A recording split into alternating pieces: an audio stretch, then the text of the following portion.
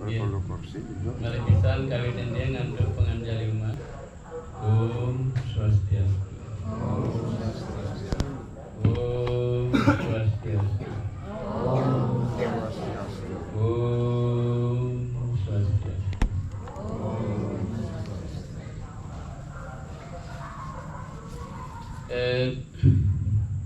Tiang kaget melihat pura becek tulisan.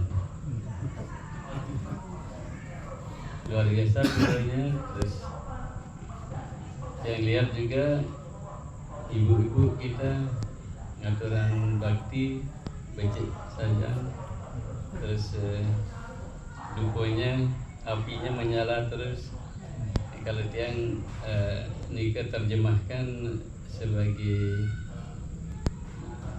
Betara-betari senang. Si matur suksma yang diizinkan nangkil meriki, ya. Yang senang sekali.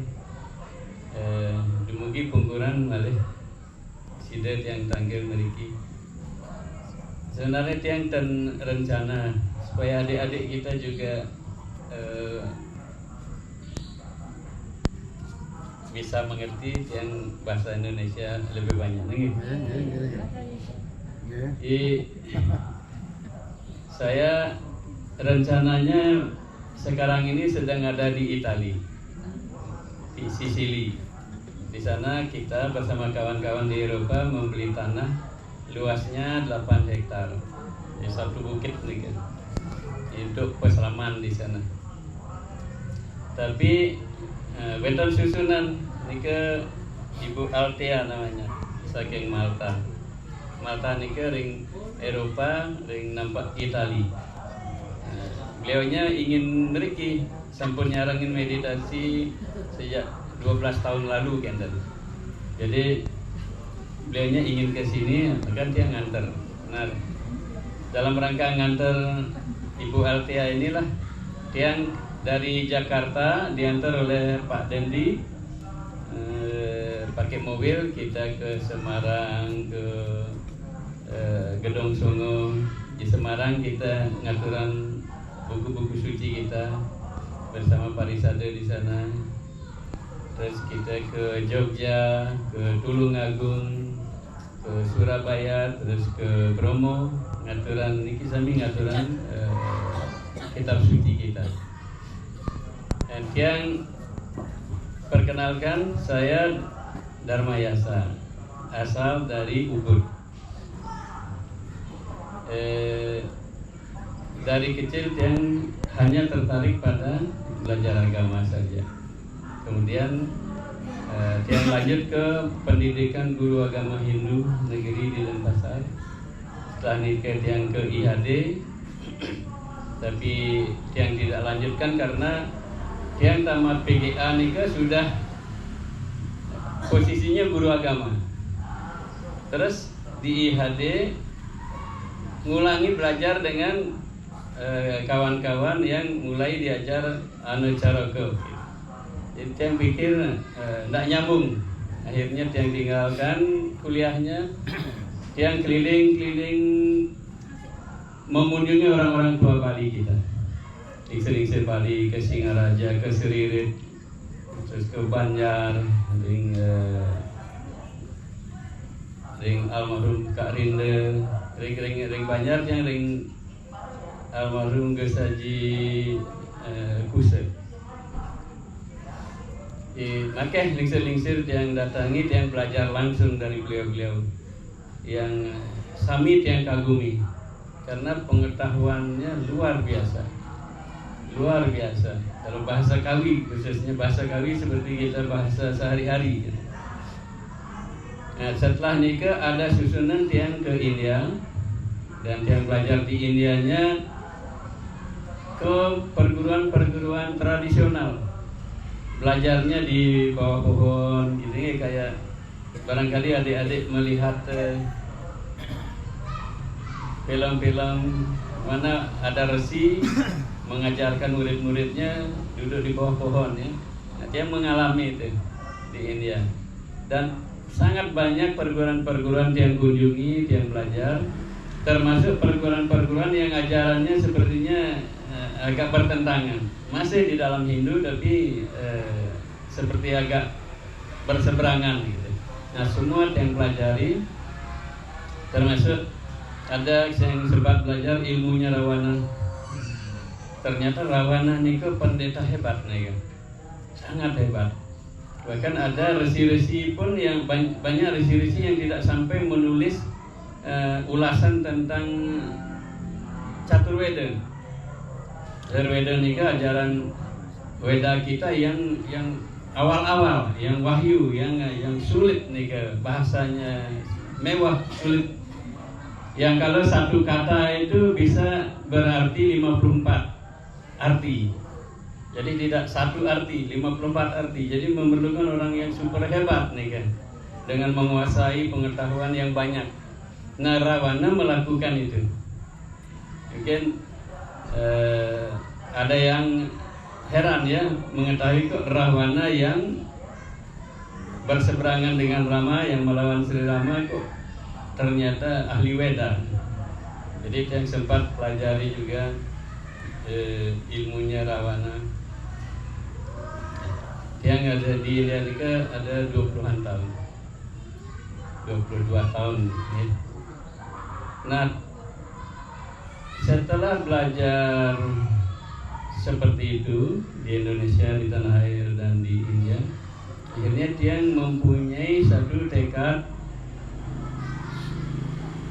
dengan melihat perkembangan umat kita bahwa kita tidak mewarisi tradisi membaca kitab suci.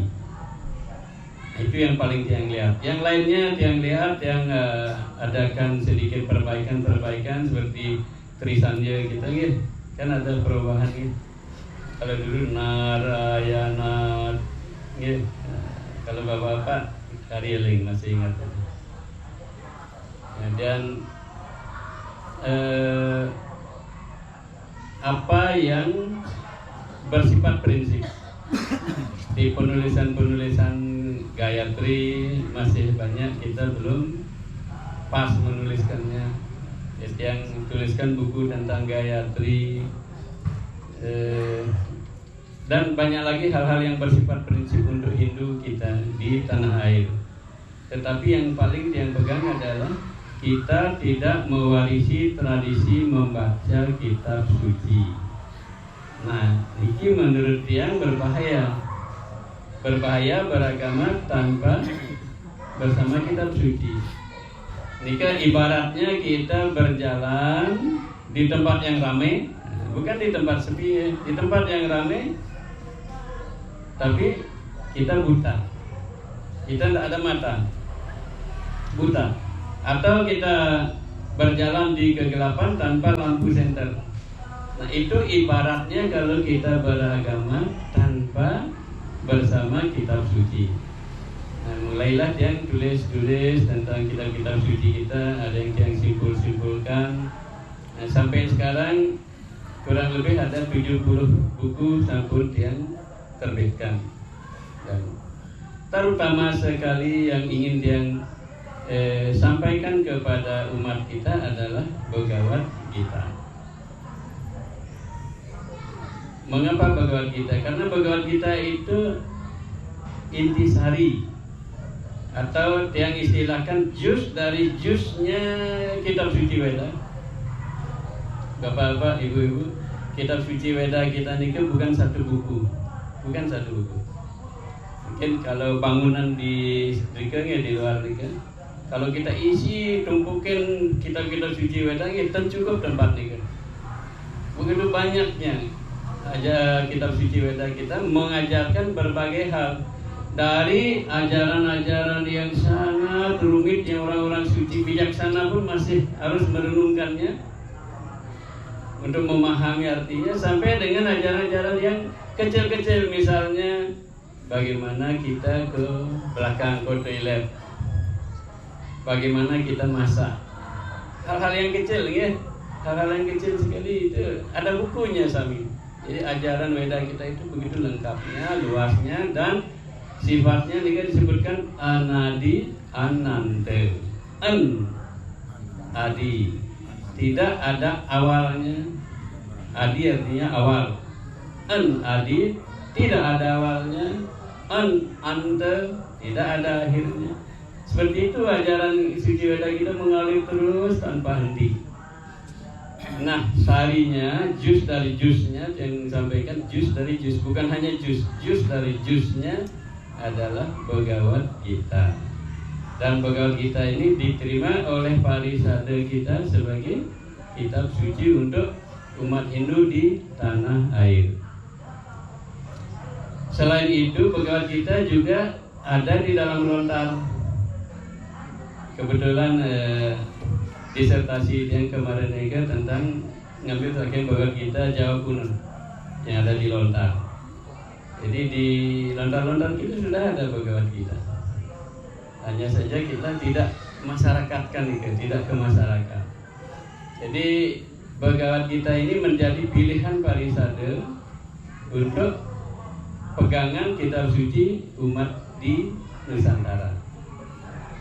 Nah, sudah ada banyak terjemahan yang coba juga terjemahkan, dan Tiang bersama kawan-kawan mentekadkan untuk menghaturkan, maaf kalau Tiang memakai kata gratis gitu. Artinya kita tidak meminta bayaran. Hanya kita menyampaikan sekali niki kepada umat 1 juta Bhagavad Gita. Itu tekad kami. Kami ingin setiap rumah umat Hindu ini ada Bhagavad Gita. Ini ibaratnya setiap orang modul pengingatkan, atau setiap orang di dalam kegelapan ada lampu senternya, sehingga bisa melihat jalan di depan yang akan dilewati. Nah, itu kami menghaturkan Bhagavad Gita sebentar ini, yaitu kalau sambil Diki juga silahkan dibagikan dados jika sambil datang. Mengapa yang pilih Bhagavad Gita? Satu, karena Bhagavad Gita ini pilihan Parisade Indonesia kita yang melalui persamuan ring campuan Ubud. Jadi karena pilihan dari Parisade yang kira yang ini yang tepat untuk menyemangatkan umat kita untuk memulai tradisi membaca kitab suci. Nah, tradisi kitab suci ini kalau kita mulai itu akan membantu kita untuk mencapai tujuan dari agama kita.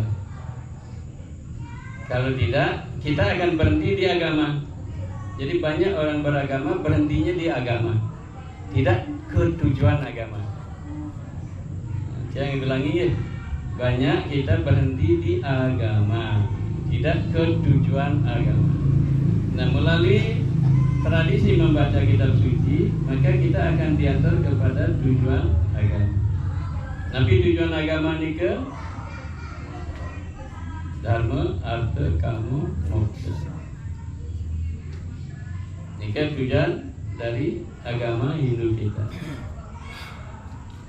Dengan kita mentradisikan membaca kitab suci Weda sehari-hari di rumah, maka semua tujuan dari agama kita tercapai, termasuk hidup kita mulai lebih tenang, lebih damai, penyakit-penyakit banyak dijauhkan. Sebentar lagi yang singgung niki, barangkali umat kita, bapak-bapak, ibu-ibu banyak juga yang akan mendapat informasi baru tentang kitab suci, tapi hubungannya dengan kesehatan ya. Jadi sangat banyak orang sembuh setelah membaca kitab suci Bhagavad Gita, teratur setiap hari, bukan sebulan sekali, setahun sekali ya, tapi ngerahin setiap hari dibaca teratur. Ada yang selalu bertengkar di rumah, mungkin selalu ribut, pelan-pelan menjadi tenang, damai keluarganya. Itu karena kekuatan dari kitab suci Bhagavad Gita ini.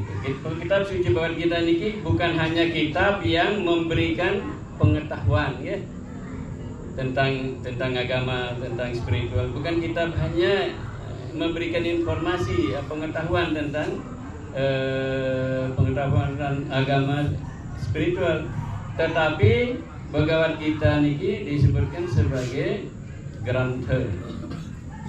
Grantha niki artinya kitab suci yang mempunyai kekuatan luar biasa.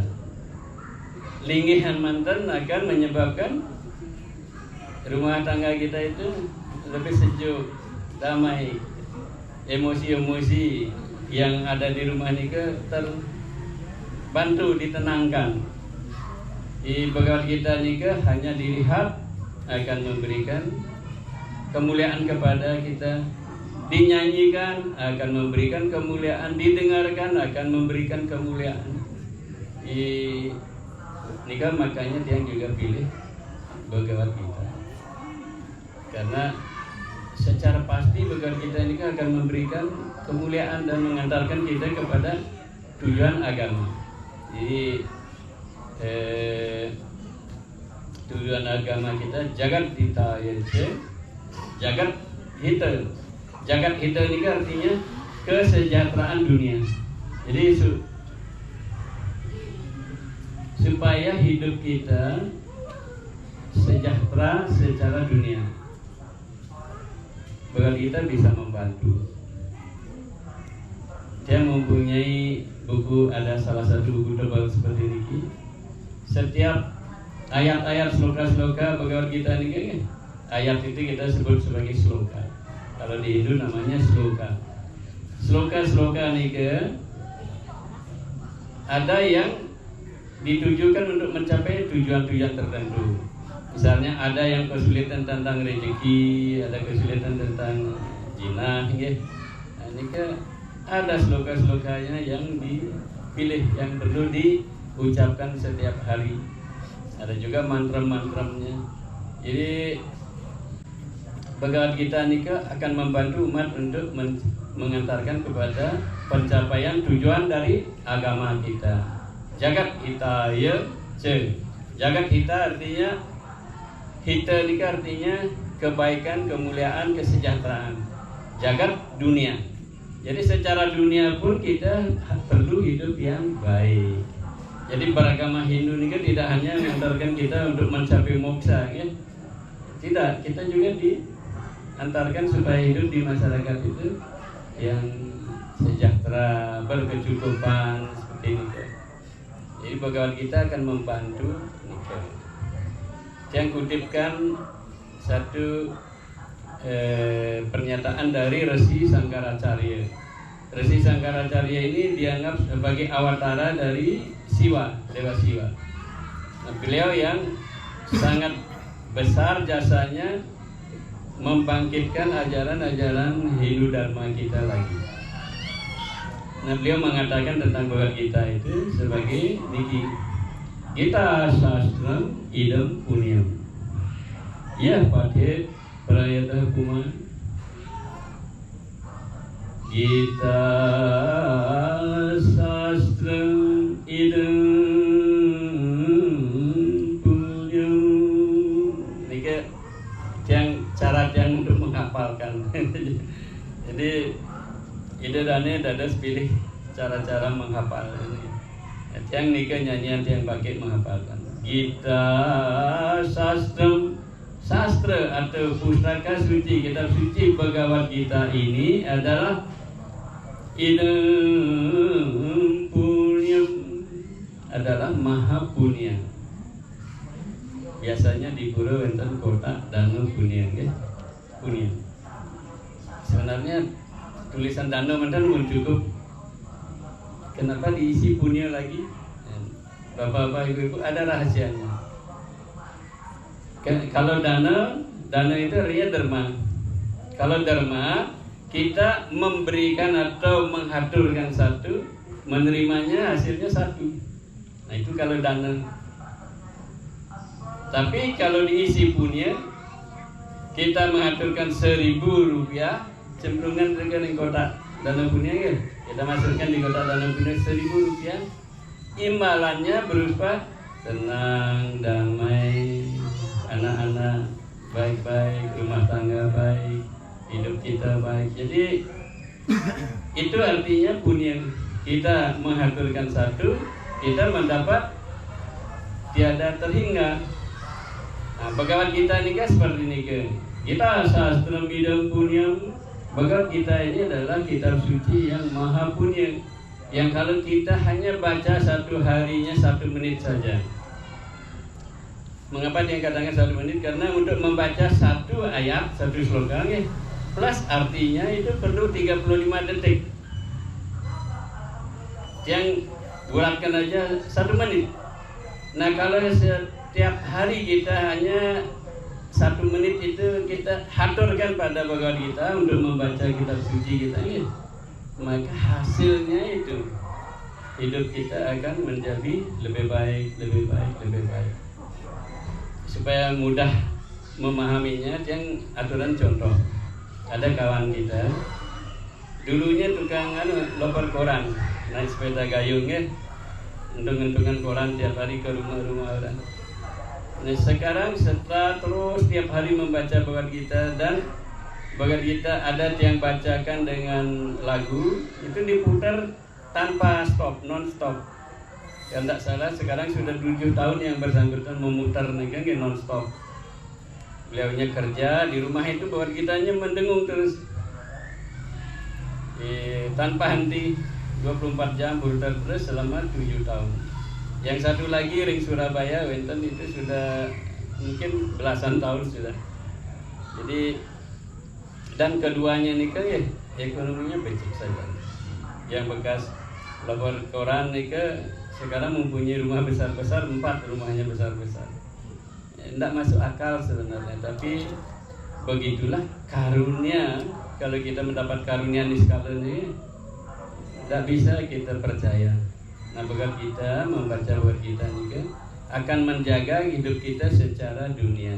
Jagat kita, tujuan agama kita berupa hidup yang sejahtera secara dunia itu terpenuhi, dan moksha. Setelah meninggal kita kemana? Ini diajarkan oleh agama kita, ini diajarkan oleh kitab suci kita. Ini diajarkan oleh Bhagavad Gita. Jadi Bhagavad Gita bisa mengantarkan orang kepada pencapaian moksha. Dengan bersama Bhagavad Gita kita bisa hidup di dunia secara lebih sejahtera secara dunia, dan setelah meninggal apa yang menjadi tujuan dari agama kita atau tujuan dari kita semua sebagai umat, sebagai insan manusia, supaya kita meninggalkan badan ini, kita pergi ke tempat yang memang tujuannya langgeng. Jadi itu tuntunan agama, tujuan agama. Atau kita bisa katakan Bhagavad Gita bisa membantu kita mengajarkan bagaimana cara meninggal. Bagaimana cara kita meninggalkan badan ini, karena kematian itu merupakan kebenaran yang tidak bisa dipungkiri ya. Kebenaran paling benar, paling pasti itu adalah bahwa kita semua akan mati. Kita semua akan meninggal. Kalau kebenaran-kebenaran lain termasuk kebenaran adanya Tuhan itu masih bisa diperdebatkan, didiskusikan, tetapi tentang kita semua akan mati tidak perlu diskusi karena pasti itu. Nah, agama kita mengajarkan sapunapi cara niraga lungo kagumi waya budal kagumi waya. Ini yang tidak boleh kita lupakan. Bapak, ibu-ibu, ini tanda sengsara ini.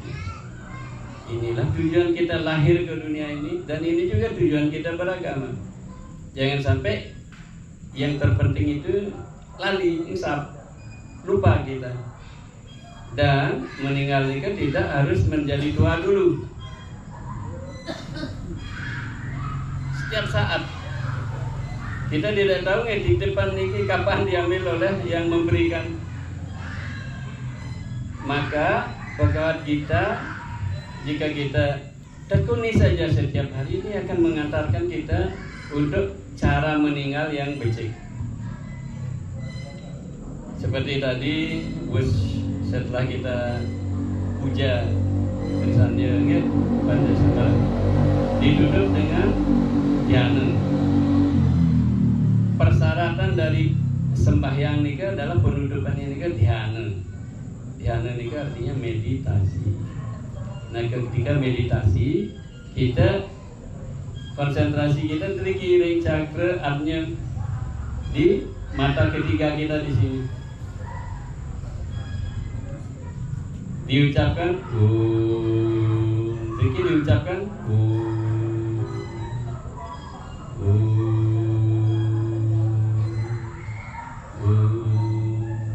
seperti ini kan. Di rumah pun jika ada yang mentradisikan sebelum tidur meditasi Omkara dulu, duduk saja ucapkan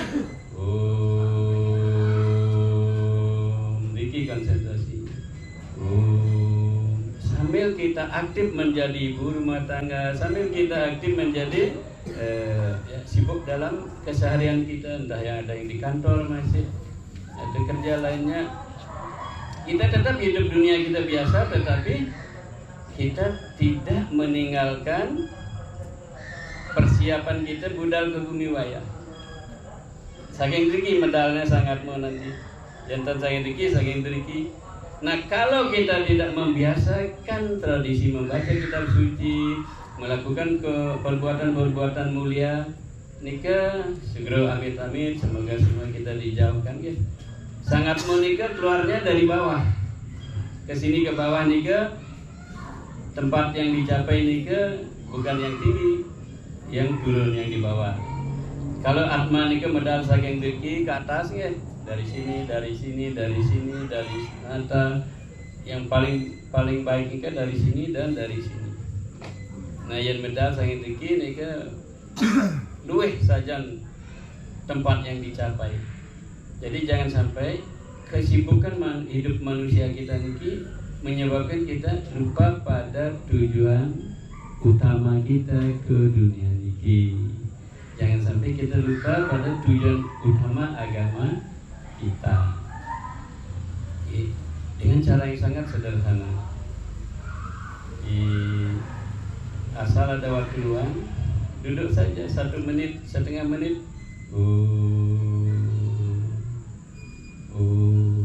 Ada juga yang jarang bernapas yang bagus, sehingga otaknya kurang mendapat sentuhan oksigen. Nah, ini bisa menciptakan banyak masalah dan sakit-sakit mental juga. Nah, bisa meditasi Om niki digabungkan dengan pernapasan. Jadi kita tarik napas yang panjang ya. Jadi disebut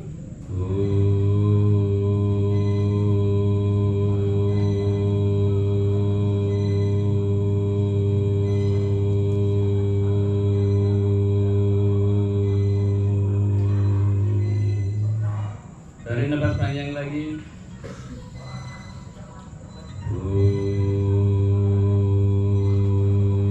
Nah, seperti ini kayak badan kita juga mendapat manfaat dari pranayama, dari pengaturan napas. Kita juga sentuhkan diri dengan Omkara. Dan ketika kita bermeditasi Omkara juga itu akan menjauhkan dari sentuhan-sentuhan getaran-getaran tidak baik. Omkara nika di Bhagavad Gita intisarinya nika. Omkara nika intisari dari Bhagavad Gita. Pranawa sarvidesu, dari seluruh ajaran Weda Tuhan itu adalah Omkara. Omkara nika awatara Tuhan dalam bentuk aksara. Dan aksara nika kesimpulan dari mantra-mantra, intisari dari mantra-mantra, biji dari mantra-mantra. Makanya setiap mantra nika selalu supaya lebih kuat, mantra nika diisi Om di depannya. Om apalagi lanjutnya, Om apalagi lanjutnya, supaya mantranya lebih kuat. Karena biji mantranya, benih mantranya, sumber kekuatan mantra nika di Om. Jadi Omkara nika kesimpulan dari sastra, kesimpulan dari Bhagavad Gita, dan pengantar pulang budal ke bumi waya. Nah, sekarang seperti kereta api punya 2 rel ya, kanan kiri. Kereta api manusia kita ini juga kita isi rel. Rel yang dikirim mangdi selamat rahayu pemarginya ada insan manusia di dunia ini. Rel yang dikirim ini kan api. Jangan menyakiti yang lain. Nah, ini kan rel kirinya. Jangan menyakiti yang lain. Ada menyakiti dengan badan, ada menyakiti dengan kata-kata, ada menyakiti dengan pikiran. Ring 3 ini, melalui ketiga ini jangan pernah menyakiti yang lain. Nah itu rel yang di kiri. Rel di kanan ini adalah lakukan kebaikan untuk yang lain. Sekecil apapun kebaikan kalau sudah untuk yang lain, bukan untuk diri kita ya. Sekecil apapun kebaikan untuk yang lain itu besar.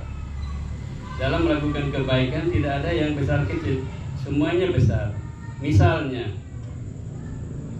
adik-adik, satu hari ini hanya berkata-kata yang manis kepada bapak ibu, nah itu sudah satu kebaikan. Atau di depan rumah ada tumbuh-tumbuhan disirami, ini kan satu kebaikan. Kebaikan-kebaikan kecil membuatkan bapak ibu teh kopi, ini kan juga kebaikan kecil apapun, sekecil apapun kebaikan jika kita pergunakan sebagai rel kanan ya dalam hidup kita. Yang di kiri jangan pernah nyakiti yang lain. Bapak-bapak, ibu-ibu, menyakiti yang lain itu ada orang berbahagia, ada orang merasa bahagia kalau berhasil menyakiti yang lain. Nah itu kebahagiaan yang tak benar nih kan. Kalau kita mendasarkan hidup kita kepada agama, buatan religi ya, jangan menyakiti yang lain. Sebagai insan, kalau sempat menyakiti yang lain, segera kita minta maaf. Maka kegiatan menyakiti yang lain itu tidak akan memberikan karma buruk kepada kita yang akan menghalangi kita meninggal nanti. Segera ya, banyak yang meninggal berbulan-bulan berbaring ya di rumah sakit. Segera amit-amit kita janganlah, supaya kita kesulitan jangan sampai seperti itu. Atau kejang-kejang kesakitan. Jadi amit-amit. Nah niki tolong kita pegang, jangan pernah menyakiti yang lain. Yang lain itu tidak hanya manusia ya. Tidak hanya manusia, termasuk bukan hanya binatang, tumbuhan gitu ya. Niki makanya sekali hari niki kita merayakan Dupa Kandang ya, Dupa Kandang. Ada Dupa Udo. Artinya kita menghormati semua binatang, tumbuhan. Melalui mantra juga Om Dio Shanti Rantarik Sagang Shanti Sami, kita doakan yang baik. Jadi lakukan kebaikan untuk yang lain. Jangan menyakiti yang lain. Terus rel di kanan itu lakukan kebaikan untuk yang lain. Bapak-bapak, ibu-ibu, jika kita memegang hidup manusia kita seperti ini ya, damai hidup. Damai hidup. Tentu saja ujian-ujian akan ada. Fitnah atau nabi najak kawenten. Nah itu tidak bisa lepas dari hidup manusia kita. Kalau kita berbuat baik, sekarang ini ya dicurigai itu yang terdepan. Kita mau lakukan kebaikan sudah paling depan, oh ini mau apa dia? Dicurigai. Ini pun harus dilewati. Jangan bertempur dengan orang yang menyakiti kita. Caranya doakan orang itu. Dan kalau tiang praktekkan nih. Kalau ada yang nyakiti tiang, kapan tiang mandi di Sungai Gangga atau tiang sembahyang, selesai sembahyang atau waktu tiang mandi di Sungai Gangga, tiang ingat wajahnya, namanya, orangnya, terus tiang doakan. Kalau mereka ngasih kesakitan, kita kasih kebaikan. Dengan demikian kita ngaksi lagi, Tuhan melihat kita. Barangkali orang itu tidak akan melihat kita, terus kita disakiti, tidak apa-apa. Karena kalau kita disakiti, ada cara kita untuk menerjemahkan kesakitan itu, yaitu orang itu berbaik hati ngambil karma-karma buruk kita. Ane nyelak-nyelakan raga nge, ane nyakitan raga nge, nak membantu raga ngambil kesakitan karma-karma buruk kita diambil. Jadi justru kita harus berterima kasih padanya, gitu.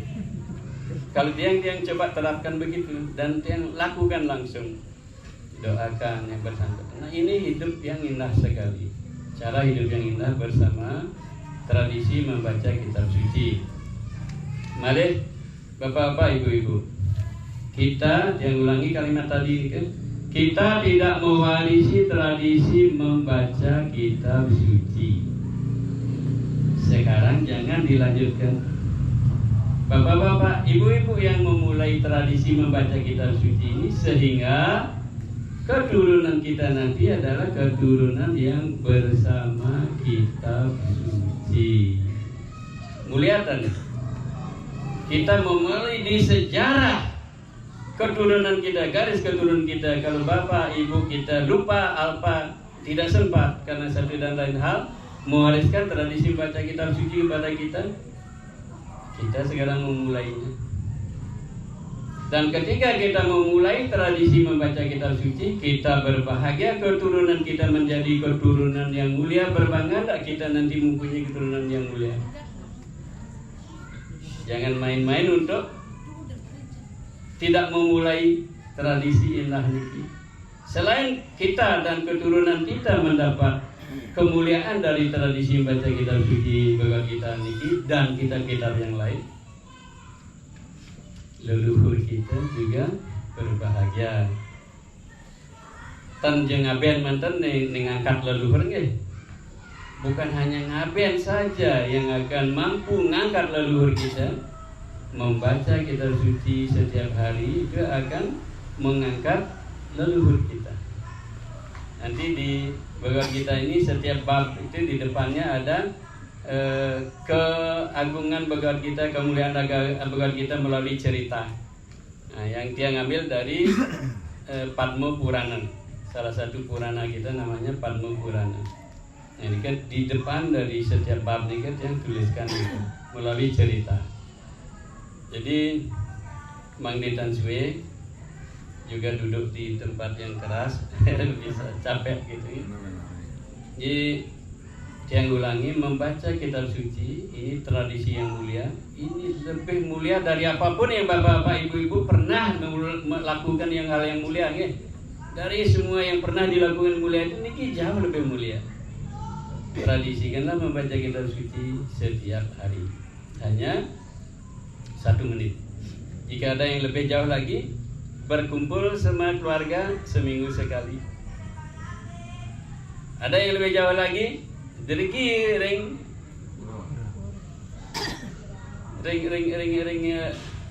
ke aksi yang idangnya ring urat lagi. Tuhan akan menyaksikan kita membaca kitab suci bersama. Usaha-usaha seperti ini akan membantu kita membuat Tuhan melihat kita layak dikaruniai lebih jauh. Dilihat kita melakukan hal-hal mulia seperti ini, Tuhan melihat kita layak untuk dikaruniai, dijaga, dilindungi lebih jauh. Nah, semoga apa yang kita diskusikan malam ini kita ada yang kita manfaatkan. Bapak-bapak ibu, agama tidak untuk berhenti di agama. Ya, kalau kita berhenti di agama, nak jika ke saling curang, nak demen nak memperdebatkan agama. Jadi, termasuk bahwa kita ini orang yang tidak, orang yang hanya berhentinya di agama, Bhagavad Gita udah kabrik ini kan. Jadi jangan sampaikan Bhagavad Gita ini ke satu Pak nggih. Bapak-bapak ibu, Bhagavad Gita ini ke satu, yaitu Sanskertanya. Terjemahan karena sudah mulai di kepala orang, itu bisa sedikit bahasanya berbeda, tapi terjemahannya juga sama kalau orangnya memahami dengan baik. Penerjemahnya memahami dengan baik. Kecuali sekarang ini kesalahan ketik itu bisa kan. tipu, tapi kesalahan itu bisa-bisa kan. Tapi Bhagavad Gita itu adalah Sansekertanya. Oleh karena itu jangan dilewati Sansekertanya, ya. Jangan dilewati. Nanti Pak Putu bisa membagikan cara membaca Bhagavad Gita. Karena Bhagavad Gita ini kan harus gendingnya nih kan, dinyanyikan. Gita itu artinya nyanyian. Bhagavad Gita nyanyian Tuhan, kita harus nyanyikan nih kan. Bisa seperti ibu-ibu tadi mau ke kidungan, bisa dengan seruti nyeruti nggih. Yada yada hi dharmasya. Dados angin sekali nih kan. Ya menten sebentar Jawi ini kalau ada yang dari Jawa, kita juga buatkan irama Jawanya. Dharma kshetre kurukshetre.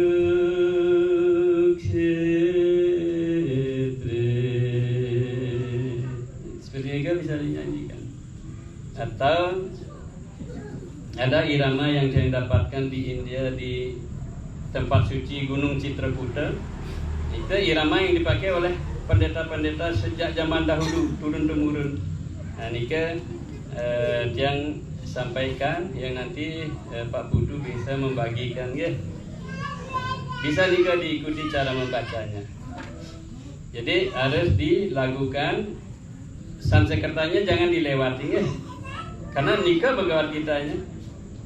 Dan kalau Bhagavad Gita Nika hanya Sansekertanya kita baca, nah Nika akan bergetar di dalam diri kita. Getaran-getaran spiritual Nika akan bergetar di dalam diri kita. Nah, di mana ada getaran, nah di sana akan ada hal-hal yang tidak baik itu rontok. Ya, di mana ada getaran sedih, nah, maka hal-hal tidak baik dihilangkan nih. Atau baca mantra-mantra lain, baca Bhagavad Gita, nih hal-hal spiritual bergetar di dalam diri kita, maka hal-hal yang tidak baik ini rontok pelan-pelan sesuai dengan sejauh mana kita mempraktekannya, gitu, ya. Jadi yang kira bubut sepunika dumugi dalam pertemuan malam niki yang membahagiakan tiang, kita ada yang kita memulai langkah baru dalam hidup beragama kita, ya, sehari-hari. Jadi tidak ada nanti beragamanya cuman upacara purnama tilam, kajang kliwon, tapi ada yang sehari-hari sentuhan ke dalam diri kita melalui pembacaan kitab suci yang kita awali dengan Bhagavad Gita. Nanti kitab suci yang lain harus kita baca juga sesuai dengan waktu yang kita tersedia, ya. Jika ada pertanyaan juga dados.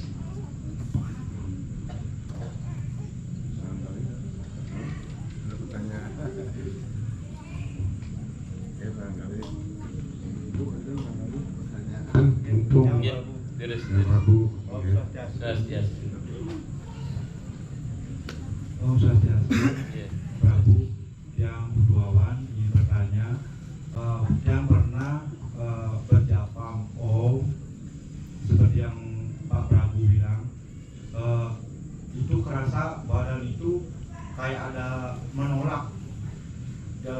Jangan bilang itu hati besar apa hati kecil itu menandakan gimana Pak Prabu? Itu semua. Yang ini, becik. Kenapa becik? Karena banyak yang mengalami begitu. Nah, Nika, ketika di dalam diri kita ada hal-hal yang kurang pas, ya, barangkali ada angin tidak baik, ya, atau ada banyak hal-hal yang bisa menyebabkan kita tanpa kita lakukan sesuatu, ada hal-hal yang getaran-getaran tidak baik dalam diri kita. Kalau ibu-ibu misalnya, kebanyakan ibu-ibu nih, kalau datang bulan harus hati-hati keluar ke jalan nih, tangi lebat begini, ya, pas matahari di atas kepala kita, atau senja hari pas dekat-dekat matahari mau tenggelam. Nah, itu itu bagi ibu-ibu yang datang bulan, kurangi keluar ke jalan itu di waktu-waktu seperti itu. Kalau tidak, ibu-ibu yang datang bulan, getaran yang kurang pas di margin itu ya di jalan itu bisa nyentuh ibu. Nah itu karena tidak ada teknik pembersihan seperti membaca mantra dan lain-lain kan. Jadi lama-lama getaran-getaran tidak baik ini terpenam. Nah makanya ibu-ibu sering tidak sadar gitu ya, emosinya tidak dikontrol. Karena apa? Karena seperti ini kan. Jadi seperti itu juga ya, kita misalnya barangkali dalam keadaan tertentu tidak bersih, tapi ada kebetulan energi negatif lewat gitu bisa kena kita. Nah ini penolakan dari energi negatif di dalam diri kita. Kalau bisa nih kan jangan diikuti, dilanjutkan terus. Nah, lama-lama dia sendiri disucikan, hal-hal tidak baik ini kan disucikan oleh mantra itu, dan yang bersangkutan ini kan tidak dapat keuntungan ya, terbebaskan oleh mantra yang kita ucapkan.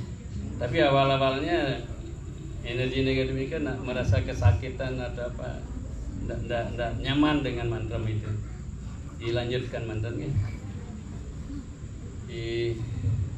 Banyak yang ngalamin. Wenten malih.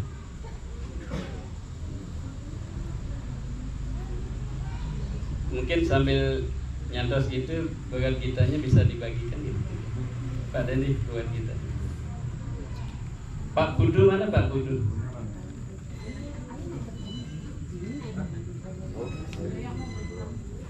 Pak Kudu cari lagi Pak Kudu.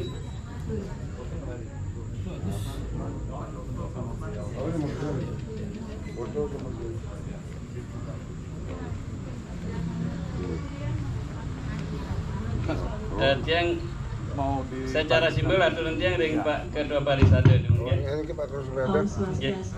Nggih. Mohon izin pertanyaan. Nggih. Sada dua niki nggih. Niki.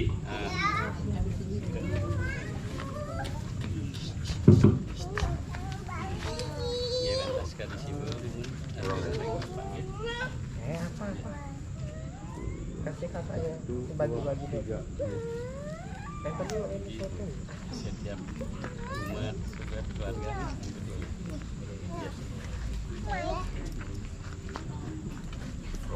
Patah ya? Bungkuran kita lain aturan ya. Oh, ini. Bawa langsung sini. Wenten yang dari dulu ingin ngatur Pak Budu bagat kitanya. Ada Pak Dendi Pak? Karena jarang ketemu. Riki. Bagus Pak, bagus. Nah niki yang cetakkan begawat kita yang besar lengkap dengan arti kata Nabi. Dari dulu yang minta Pak Budu ketemu, beliaunya super sibuk. Nah, yang bawakan ke sini. Oh itu. Nggih. Selamat nggih. Bacaan.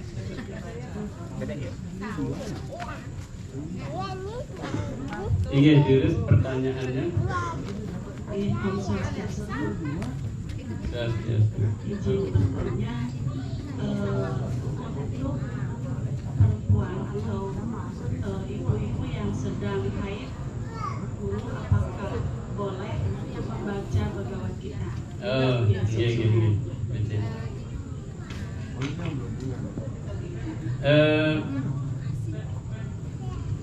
Ada rahasia ibu-ibu datang bulan ke rahasianya nikah adalah secara alami ibu-ibu itu membersih. Jadi itu sebenarnya pembersihan nikah, sehingga ibu-ibu itu mempunyai kekuatan luar biasa tanpa harus metapa berata. Kalau dilihat dalam ajaran kita, sangat sedikit ajaran yang seperti mengharuskan ibu-ibu melakukan tapa berata. Kenapa? Karena secara alami yang pun dikaruniai oleh Widi setiap bulan ada pembersihan. Kalau laki-laki perlu mengucapkan mantra, melakukan puasa atau berada untuk membersihkan karma-karma kita. Kalau ibu-ibu nikah secara alami. Oleh karena itu kitab suci kita banyak memberikan wanti-wanti, hati-hati menyakiti wanita. Hati-hati menyakiti wanita. Terus dari ibu-ibu hati-hati mengeluarkan kata-kata. Nah, nikah bisa jadi, terutama kepada anak-anaknya. Hati-hati mengeluarkan kata-katanya. Anak-anak misal nakal, kita kata-katanya keluar nabi gitu yang tidak akan ucapkan di perut. Hati-hati, karena nikah bisa jadi anak kita akan menjadi apa seperti yang ibu keluarkan nikah. Itu yang paling tidak pandangan tiang tentang wanita dan ibu-ibu. Ikannya ibu-ibu itu tempatnya di sini. Ibu-ibu itu kalau tiang ya setiap melihat ibu-ibu, tiang ingin ibu-ibu itu menjadi ibu tiang. Jadi tiang terima seperti ibu tiang. Dan dalam hati tiang mohon maaf seperti ibu tiang. Karena ibu-ibu itu memiliki kekuatan luar biasa. Nah, kekuatan luar biasa dari ibu-ibu ini pakailah untuk mendoakan anak-anak dan suami. Kekuatan nikah kalau diarahkan untuk anak-anak itu bisa jadi apapun yang ibu-ibu inginkan. Nah, jadi itu bukan sesuatu halangan ya. Kalau kita dibilang halangan, hanya saja karena maaf karena itu darah. Jadi kalau kegiatan-kegiatan suci, misalnya jahitan, ringkuro nanti kan tidak baik kalau ada darah. Hanya itu saja sebabnya diadakan pelarangan masuk ke pura atau melakukan kegiatan-kegiatan suci selain waktu ibu-ibu dalam periodenya itu selama 5 harian lah. Nikah kan agak lemah karena darah keluar. Jadi diberi kesempatan beristirahat. Agama kita tak sami, agama kita masuk akal apapun yang kurang masuk akal rasanya ya hanya kita belum mengerti saja. Hanya kalau membaca Bhagavad Gita masih boleh.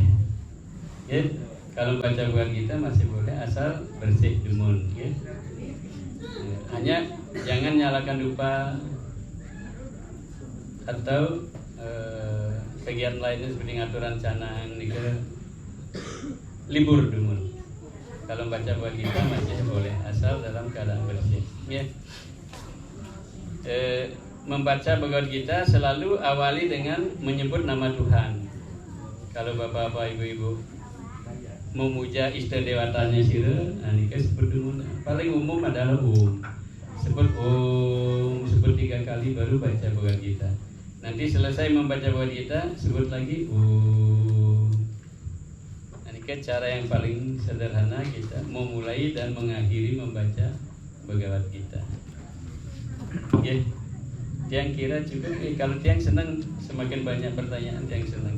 Cuman kasihan meligit sakit nanti. Ya, tiang. Barangkali terakhir ada nenek muda cincu lucu mumpung barangkali ada yang mau bertanya nenek muda. Kemarin yang ke Pura Pucapun Nanang tangkap juga kan di Penebal Pucapun di gunung juga. Sampel bentar lagi terus.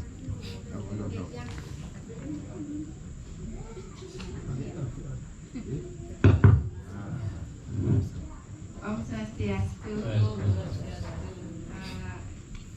Guru Ki, mungkin yang mau sedikit sharing di sebetulnya masalah kita membaca Bhagavad Gita. Sebenarnya kalau kami dari sini terutama untuk anak-anak asrama kita sudah laksanakan untuk membaca Bhagavad Gita. Cuman tekniknya yang menyesuaikan gitu untuk lagunya karena memang ini nyanyian suci, Jadi sesuaikan dengan kemampuan untuk menyampaikan atau menyanyikan itu.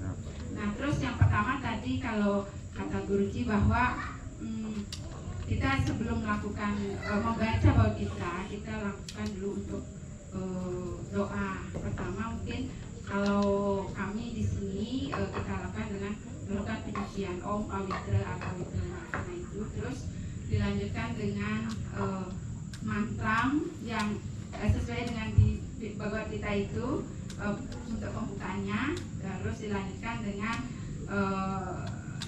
Saraswati, memuja Dewi Saraswati, terus Ganesha. Nah ya itu yang pertama untuk doa pembukaan.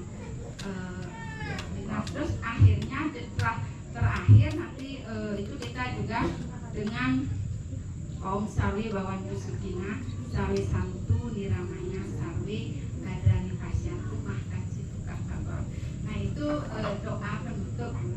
Nah Sampunapi untuk ini apakah ada teknik-teknik lain atau doa-doa lain yang memang lebih ini lagi dalam mengawali pembacaan Bhagavad Gita itu. Karena kami untuk di Pasraman itu setiap minggu keempat setiap bulannya kita belajar membaca bareng dari SD sampai SMA. Dan dulu sebelum COVID ibu-ibu juga setiap minggu kita laksanakan. Cuman begitu COVID jadinya bubar ya dan sekarang untuk mengawalinya lebih susah lagi. Nah ini maka mungkin dengan sekarang Guruji sudah memberikan tadi semua manfaat tujuan dalam pembacaan ini, mungkin kita akan mulai lagi mengawali lagi untuk ibu-ibunya. Terus semua kita Guruji Om Santi Om.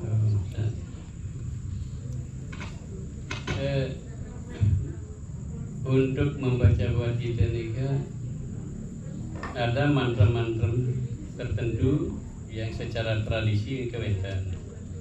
Terus ada juga yang lebih mengkhusus secara pribadi sampai ngelingihan mantra atau sekali ring bali ya.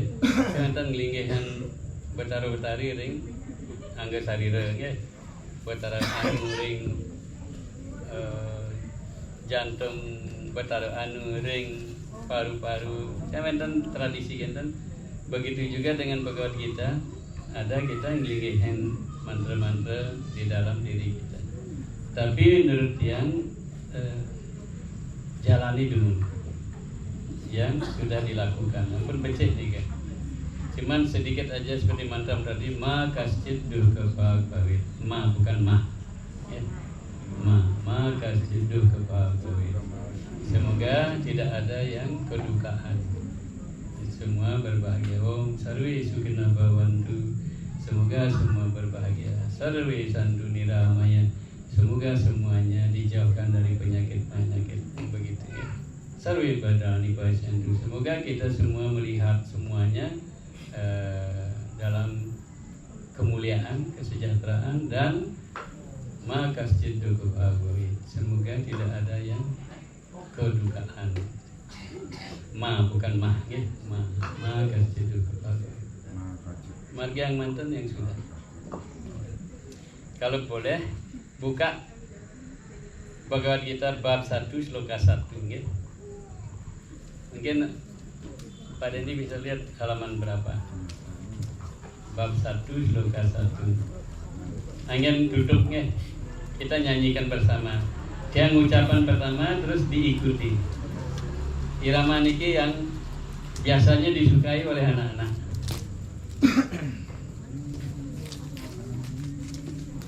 Elingan plastiknya masuk saku, sampunan ring pura.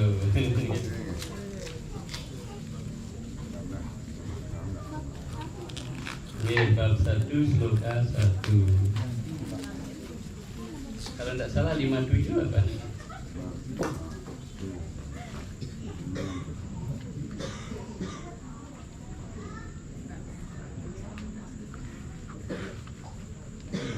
Untuk membaca Bhagavad Gita persis seperti kita mau ke kawin. ada aturan guru lagunya ya. Nah, kan tidak semua sempat belajar mewirama ya. Kita tidak akan sempat. Nah, irama yang akan yang berikan ini adalah irama yang tanpa belajar wirama kita akan benar menyanyikan, mewiramakannya 80% benar. Jadi tanpa belajar 80% kita akan benar ya. Sampai kini halaman berapa? 59 ya. Nika Dhritarashtra uwaca. Atau yang berikan gambaran sepintas dulu ya. Bhagavad Gita ini diterima sebagai wahyu, sama dengan Caturveda, wahyu Widi. Dan Bhagavad Gita ini disampaikan oleh Sri Krishna sebagai awatara dari Sri Vishnu, Sri Krishna, kepada Arjuna. Nah, waktu itu di medan perang Kurukshetra, kedua pasukan sudah siap tempur. Di seberang sana adalah pasukan Kaurawa, di seberang sininya pasukan Pandawa. Lalu Arjuna sudah siap tempur, sudah semangat, sudah pokoknya maju gitu. Dia sudah siap bertempur.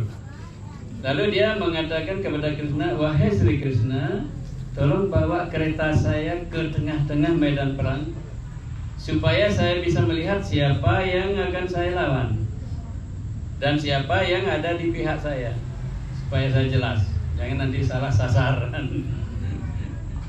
Nah, terus dibawalah ke keretanya ke tengah-tengah medan perang. Setelah ditempatkan, Krishna berkata, "Arjuna, lihat, ini sekarang kamu sudah di tengah-tengah medan perang. Lihat, yang di sana itu yang akan kamu lawan, ini yang di sebelah sini ini orang-orang yang bersamamu di pihakmu."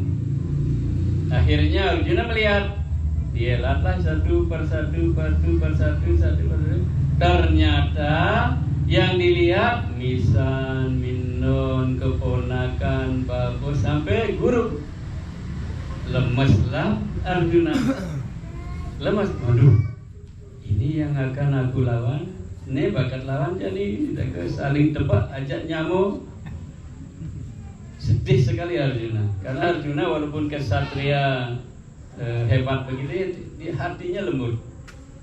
Akhirnya sedih dan bilang kepada Krishna, "Wahai Sri Krishna, itu yang akan saya hadapi itu bapak, ya, saudara-saudara semua, keluarga, dan bahkan guru-guru saya. Guru Nahatwa Imahanubawan, saya membunuh guru-guru itu dosa besar. Saya dari kecil dibentuk oleh guru-guru saya, diberi segala pengetahuan sehingga saya menjadi sekarang ini. Lalu sekarang saya akan membunuh beliau-beliau, tidak mau saya. Lebih baik saya jadi pengemis saja, karena kalau membunuh mereka saya akan masuk neraka." Yes, Arjuna lepaskan panah gandewanya, terduduk di kereta dan mengatakan tidak mau bertempur. Lalu Krishna memberikan pelajaran kepada Arjuna. Arjuna, kamu ini siapa? Kamu ini secara skala kamu ini kesatria, tentara. Coba bayangkan tentara siap tempur, gitu. Sudah siap tempur, dia bilang saya tidak mau bertempur. Ada dumun kenalan yang sudah meninggal, Pak Bayu namanya. Pak Bayu ini ke letkol dumun ring angkatan laut di Surabaya. Dia mengatakan, kenapa komandan pasukan itu bekalnya hanya pistol kecil, sedangkan pasukan anak buahnya itu semua bawa gun yang besar-besar. Beliaunya bilang itu untuk menembak anak buahnya yang tidak mau bertempur. Itu katanya kenapa dikasih pistol kecil. Jadi Arjuna sudah siap tempur, tadinya sudah semangat, akhirnya mengatakan saya tidak mau bertempur. Lalu Krishna menjelaskan, kamu ini kesatria, tugas kesatria itu bertempur, sembahyangnya kesatria itu bertempur. Kalau Prabrahmana sembahyangnya di tempat sembahyang, tapi kamu sembahyangnya di medan tempur. Kamu mati di medan tempur, kamu dapat surga. Dan juga kebenarannya adalah mereka semua itu sudah aku bunuh. Krishna mengatakan, aku sudah bunuh semua itu. Kamu hanya nimitta matram bahwa saya sacin wahai Arjuna, nimitta matra bahwa kamu hanya jadi alat saja. Orang aku sudah habiskan semua itu. Karena aku datang ke dunia ini untuk menghabiskan kejahatan dan menegakkan kembali dharma. Aku yang melakukan ini semua, kamu hanya alat. Dan akhirnya Krishna juga mengatakan, dan sesungguhnya kamu ini siapa? Seperti misalnya Bapak Nengah. Yang namanya Bapak Nengah itu adalah ini yang badan ini. Yang namanya Dharma Yasa niki yang badan ini. Jadi identitas badan, tetapi Krishna mengatakan dehinosmin yatha dehi kaumaram yavanam. Itu yang dehi, yang ada di deha. Deha artinya badan, dehi artinya yang ada di dalam badan, yang punya badan, yang menggerakkan badan ini, yang menyebabkan badan ini bisa kedap, ngidam, bisa bergerak. Itu yang ada di dalam badanmu itu wahai Arjuna, tak. Itu yang ada di dalam badan yang menghidupi badanmu ini wahai Arjuna, tak. Itu tuam kamu asi adalah. Kamu adalah itu yang ada di dalam dirimu, di dalam badanmu, sang Atma. Kamu ini Atma. Badan ini bisa mati, Atma tidak bisa mati. Itu kamu sesungguhnya. Vasang sijirnani yatha vihaya. Bagikan orang menanggalkan pakaian yang sudah kotor, sudah robek, sudah usang, dibuang. Nawani grihnati naruparani. Nawani, memakai pakaian yang baru, ditinggalkan pakaian yang sudah usang, sudah bau, sudah robek, lalu memakai pakaian yang baru. Tetha, seperti itulah wahai Arjuna, tetha sharirani vihaya jirnani. Tetha, seperti itu wahai Arjuna, sarirani, badan itu ditinggalkan oleh sang Atma. Anyani samyati nawani dehi. Lalu Atma itu masuk ke badan yang baru lagi. Lahir dari bayi malah. Itu makin besar, tua, udah itu mati. Karena badan indria pun dingin, pun dados anggun. Mata udah tidak bisa melihat baik, telinga tidak bisa mendengar baik, otak juga tidak bekerja bagus, indera-indera semua sudah lemah. Nah, itu tidak bisa dipakai oleh Atma, maka ditinggalkan. Ganti lagi ke pakaian yang baru, lahir lagi. Anyani samyati nawani dehi. Lalu Atma itu memasuki badan yang baru. Malih. Nah, itu putarannya. Tetapi tidak jamin akan mendapatkan badan manusia lagi. Belum tentu, belum pasti. Apa yang akan membantu mendapatkan badan yang bagaimana adalah karma kita. Karma kita, kalau karma kita bagus di dunia ini, maka nanti dapat badan yang bagus juga. Bahkan disebutkan setelah meninggal lahir di surga-surga, menikmati sana, dan kine buni martilukam wisanti. Setelah hasil-hasil dari perbuatannya baik perbuatan baiknya Cina berkurang, habis langsung martilukam wisanti, lahir lagi ke dunia niki. Lahirnya di mana? Srimatam Yoginam Srimatam Gehe, di rumah orang-orang suci, di rumah orang-orang yang mulia, berarti mulia, suka menolong, dan di rumah orang-orang kaya tetapi baik, saleh. Sana lekatnya. Nah, kalau selama hidup ini kita cek iri kan gisi ya, dikit-dikit iri, dengki, jelek-jelekin anak, tak cocok badan manusia.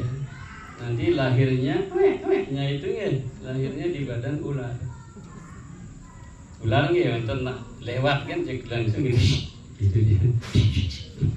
Sibuk dia padahal nak hanya lewat. Itu juga tetangga kalau marah nak beli sepeda motor. Yuk napung banyak ampun. DJ man bibes tuh. Nah, jadi seperti itu nggih. Kalau kita pegang niki mantan rel kiri yaitu jangan pernah menyakiti yang lain. Rel kanan dipegang, lakukan kebaikan di yang lain. Baca pegawai kita. Lahir kita nanti pasti di keluarga yang mulia. Kan keluarga yang baru lahir kita ampun mengalami berbagai kesulitan. Banyak orang baru lahir dia sudah jadi di rumah orang kaya raya atau di keluarga orang-orang yang saleh. Tidak perlu dia susah payah mengumpulkan harta benda atau tidak perlu dia susah payah membentuk diri menjadi orang baik karena keluarga itu sudah keluarga baik. Jadi karma akan membantu kita untuk mendapatkan badan yang baru. Nah, setelah Arjuna dijelaskan bahwa sebenarnya semua sudah dibunuh oleh Krishna. Lalu Krishna memperlihatkan wujud semestanya. Wisnu Murti, Krishna Murti, Wiswarupanya. Yang seluruh dewa, dewi, seluruh alam semesta dalam tubuhnya Wisnu Murti ini kan. Gemetar Arjuna, terus Arjuna mengatakan mampu dan purun tidak ingat nih hamba tidak mampu melihat wujud anda ini, tolong kembalikan seperti sedia kala. Nah setelah kembali terus Arjuna mengatakan hamba akan lakukan apapun perintah anda. Lalu Arjuna mulai bertempur. Nah nasihat Krishna kepada Arjuna itulah pegawat kita, ya. Nah ini bayangan tentang Bhagavad Gita. Sekarang kita baca sloka bab 1 sloka 1 ini halaman 59. Niki untuk besok Bapak-bapak Ibu baca sloka 2-nya. Lagi 2 hari sloka 3. Lagi hari berikutnya sloka 4. Sekali ini kan ya. Nanti 700 hari Bapak-bapak Ibu-ibu lengkap membaca Bhagavad Gita. Setelah 700 sloka habis, ulangi lagi dari awal. Ada teknik lain lagi, membacanya dari belakang ke depan, satu persatu, sloka satu. Tapi lebih baik ini mantan dari depan ke belakang. Selesai nanti lagi dari depan ke belakang. Ya, kita mulai. Dhritarashtra uwaca. Ya, sarangin. Dhritarashtra Dharma kshetre kurukshetre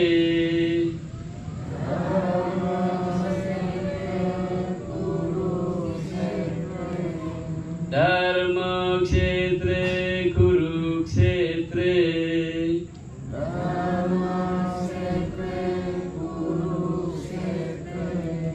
Samaveta yuyutsava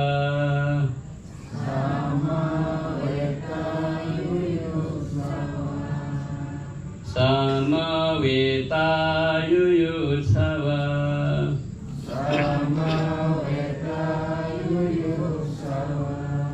Mamaka pandavascaiva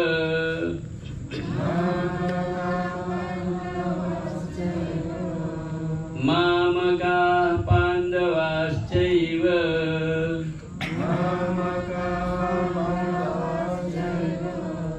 Kimma kurvata Sanjaya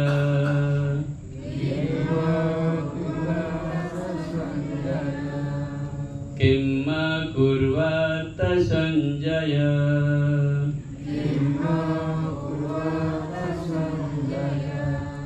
Nah irama niki hanya 2.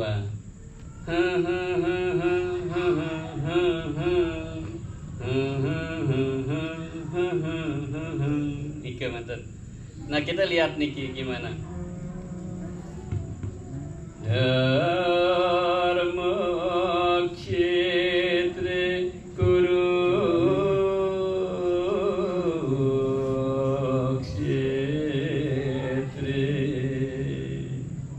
Lihat suku kata terakhir 3 di baris pertama, suku kata terakhir Kurukshetre.